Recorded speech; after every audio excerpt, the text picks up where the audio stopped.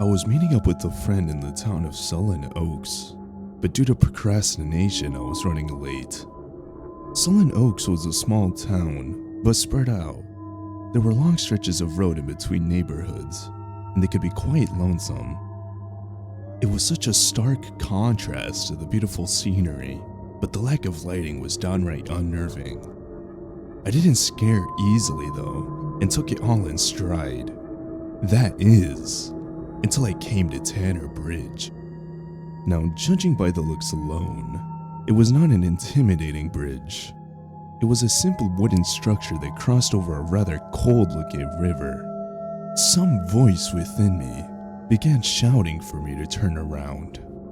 As I got closer, my intuition was tugging at my brain so hard that I actually stopped right before the bridge began.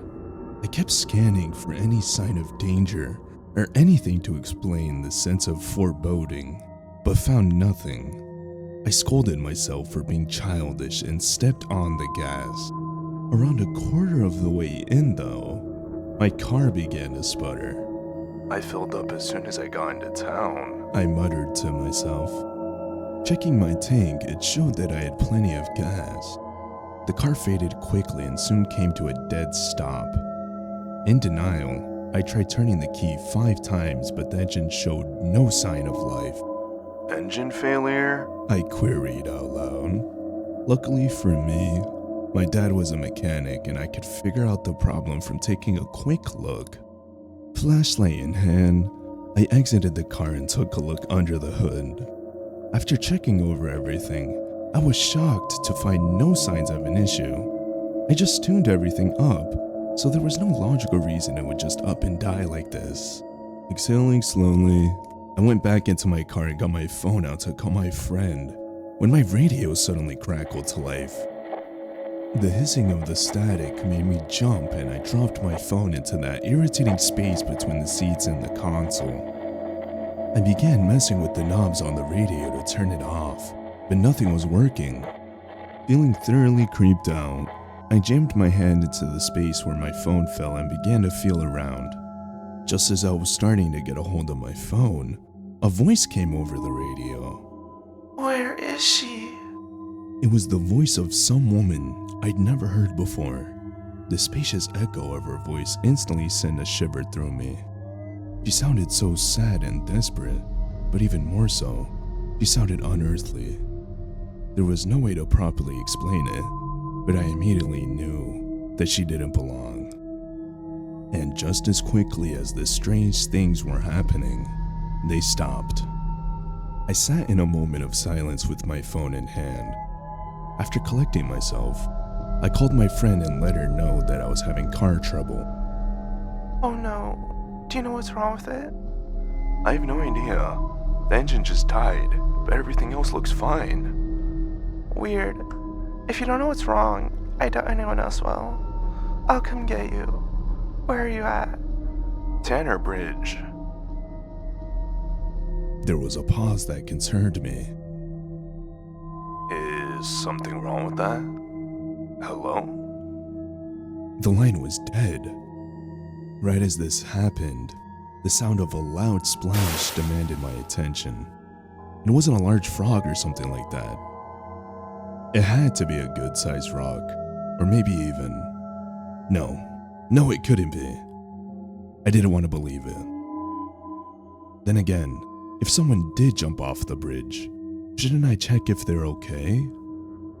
Fighting against my better instincts, I flung open my door and aimed my flashlight at the river below. I scanned for a ripple in the water to indicate the source of the splash, but the water was eerily calm. "The hell is going on with this place?" I whispered to myself. Then, I heard something that froze me dead in my tracks. It was the sound of a baby crying. At first, I thought it was coming from below the bridge, so I darted my flashlight around the surface. There was absolutely nothing to see. The sound moved in another direction, and I followed it with my light, but there was nothing there either. The sound changed yet again, and it was coming from everywhere all at once. It wasn't close, far, or anything in between. The sound of the baby's cry was just there. As suddenly as it started, the crying stopped. My heart was pounding so hard, I could hear it in the eerie silence. Not knowing what else to do, I walked the short distance back to the entrance of the bridge and shined my light on the embankment for any sign of life. That was when I saw it. Muddy footprints trailed from the edge of the water to halfway up the embankment. I squinted my eyes to make sure I was seeing correctly. The prints were indeed there. Even stranger was the fact that they were fresh and it hadn't been raining. Then, before my very eyes, I saw something I truly couldn't believe. A new footprint appeared in the mud, as if an invisible person had stepped into it.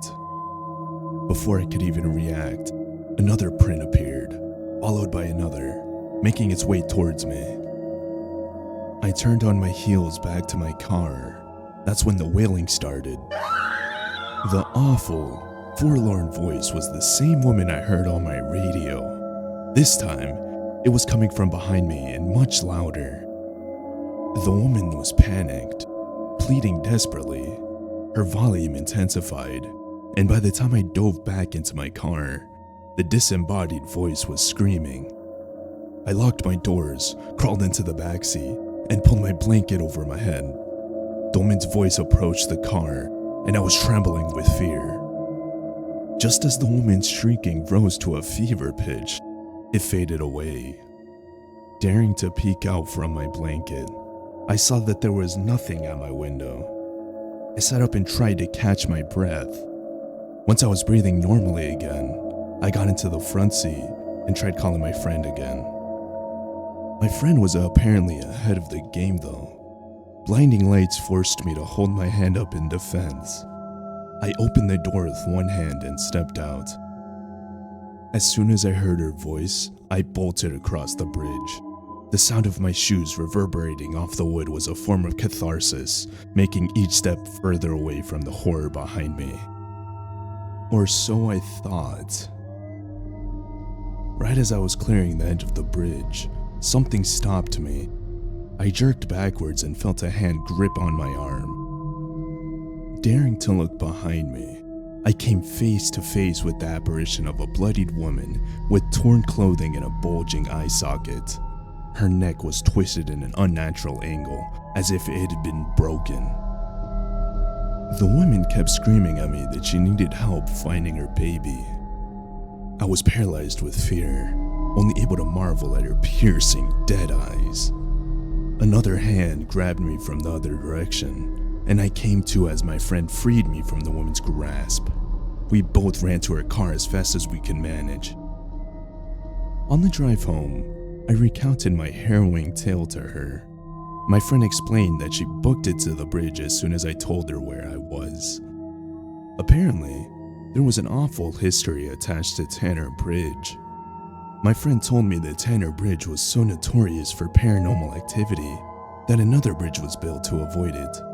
Only the locals knew about the story, so she didn't think to tell me. So if you ever decide to visit Sullen Oaks, make sure you know your way around Tanner Bridge. That is, unless you want an experience that will scar you for life. No one's ever alone.